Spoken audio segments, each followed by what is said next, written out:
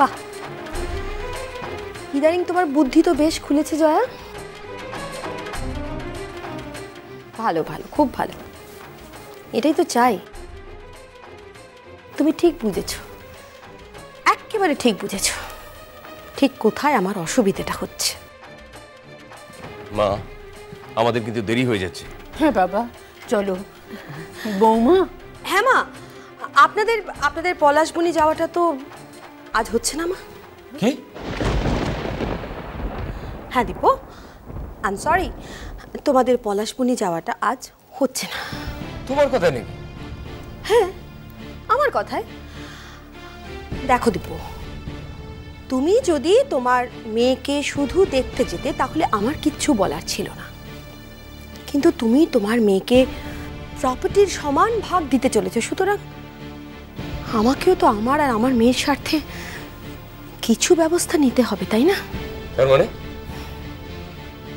তার মানে আমি আমি একজন লয়ারের সঙ্গে পরামর্শ করেছি দীপু, এবং উনি আমায় বলেছেন যে শুধু প্রপার্টি সমান ভাগ দিয়ে কোনো অবৈধ সম্পর্ককে বৈধ করা যায় না দীপু। অনু,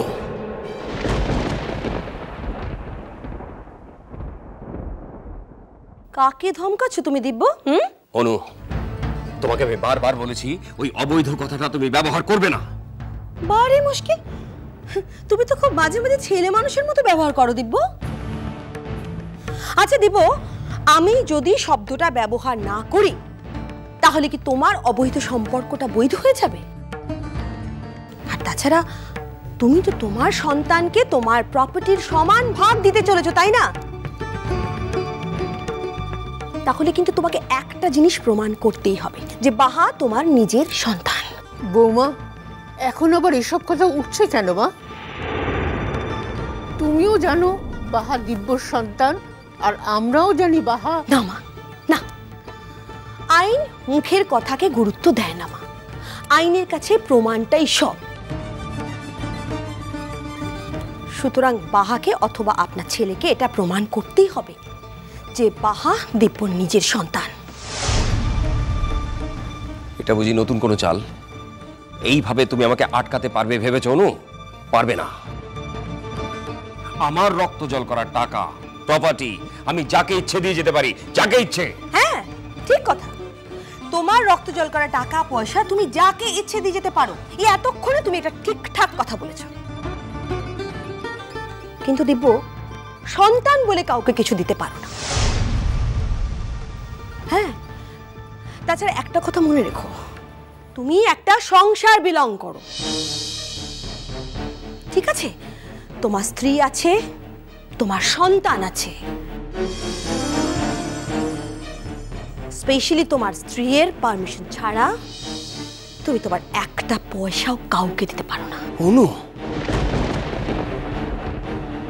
ইয়েস দীপু, আমার আপত্তিতে তুমি কাউকে কিচ্ছু দিতে পারবে না।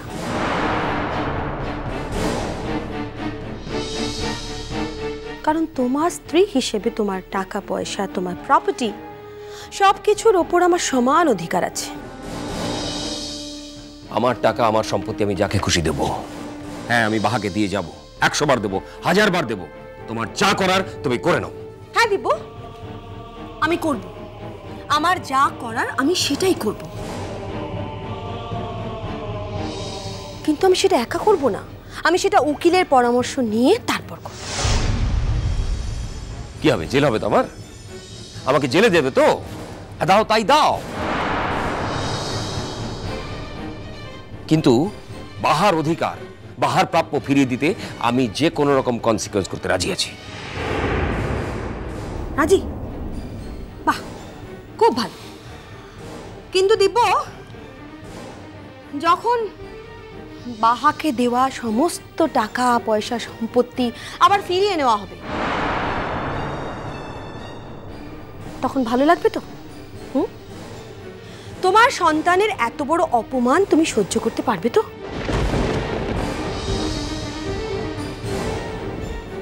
যখন আমি বাহার মার এগেইনস্টে অ্যালিগেশন আনবো যে সে আমাকে আর আমার মেয়েকে বঞ্চিত করে একটা মিথ্যে সম্পর্কের জালে জড়িয়ে তার মেয়ের স্বার্থে তোমার সম্পত্তি ব্যবহার করছে। তখন ভালো লাগবে তো দিব্য, যখন আমি তাকে শির করে কাঠ করা একদিন টেনে আনবো,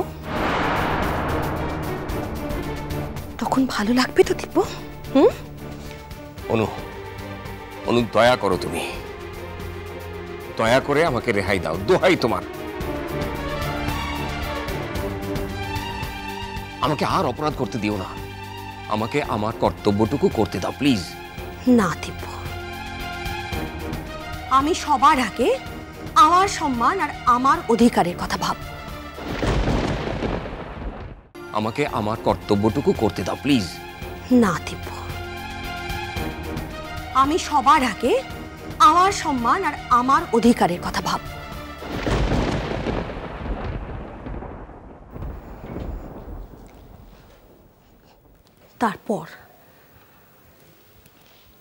তারপর আমি তোমার কর্তব্যের কথা ভাববো দিব্য।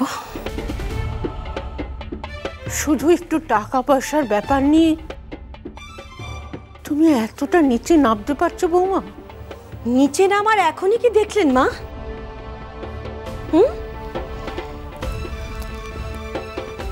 মা, নিচে নামার এখনো অনেক কিছু বাকি আছে, দেখার অনেক কিছু বাকি আছে মা। ওই বাহাকে দিব্যর সন্তান হওয়া থেকে আটকানোর জন্য আমি অনেক দূর যেতে পারি।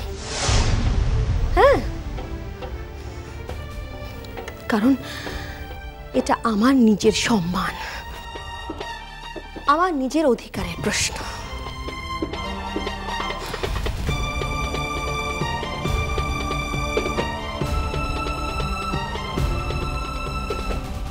মা,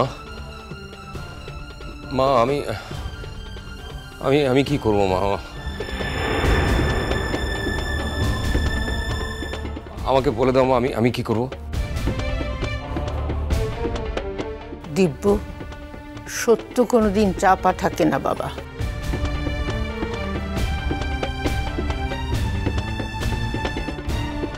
সত্যকে প্রতিষ্ঠা করতে গেলে অনেক সময় অনেক মিথ্যার বিরুদ্ধে লড়াই করতে হয়। তুমিও তা করো দিব্য, কিন্তু তোমার জীবনের সত্যটাকে প্রমাণ করার দায় তোমারই বাবা, আর কারণ নয়।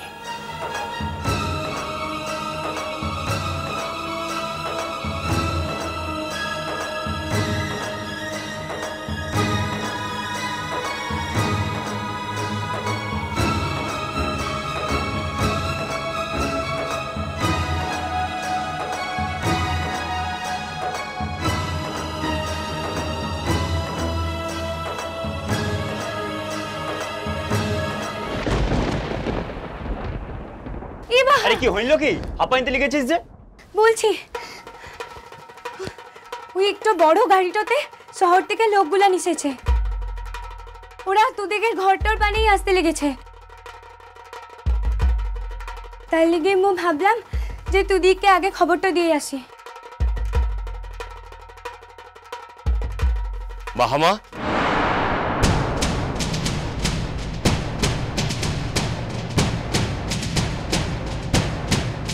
দাঁড়ান কেনে ছবি বাবু?